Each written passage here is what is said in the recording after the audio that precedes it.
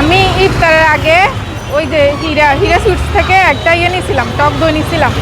টক দইটা এত খারাপ করছে, আমি আমার বাচ্চারে দিছি ফার্স্ট টাইম, বাচ্চা খায় বমি করে ফেলছে। তারপর আমরা ইফতারের পর খাইতে গেছিলাম, এত বাজে করছে, মানে মুখে দেওয়ার সাথে সাথে বমি আসতেছে। তারপরে আমি নিয়ে আসছিলাম এখানে নিয়ে আসার পরে ওনাকে বলছি যে আপনি একটু টেস্ট করেন। উনি টেস্ট করে মানে ভিতরে যে গিলবে ও গিলে নাই, সোজা বেসিনে যায় ফালাই দিচ্ছে। তারপর ওনার স্টাফ হাসাহাসি করতেছে, হাসতেছে। আমি বলছি যে এটা তো ডেট নাই কেন, এখন যদি ভোক্তা অধিকার আসে আপনাকে ধরে তো জরিমানা করবে। তো উনি বলতেছে যে কিসের ভোক্তা অধিকার, আপনি আমাকে কি ভয় দেখাচ্ছেন? বেয়াদব মহিলা, অসভ্য মহিলা। আমি বলতেছি রমজান মাসে এইসব দান্দাবাজির ব্যবসা বাদ দেন।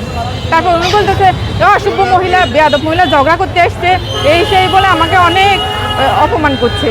তারপর আমি বলতেছি আমি আর দই নিব না, আমার টাকা ব্যাগ দিয়ে দেন। আমাকে টাকা ব্যাগ দিয়ে দিচ্ছে, উনি ওই খারাপ দইটা রেখে দিচ্ছে। আমার সাথে 3 বার হয়েছে এটা নিয়ে। তারপরে আমার ভাই ফাঁস করছে, এই মিষ্টি নিয়েছিলাম, মিষ্টিও এরকম খারাপ করছে, আমার হাজব্যান্ড আসি ফেরত দিছে।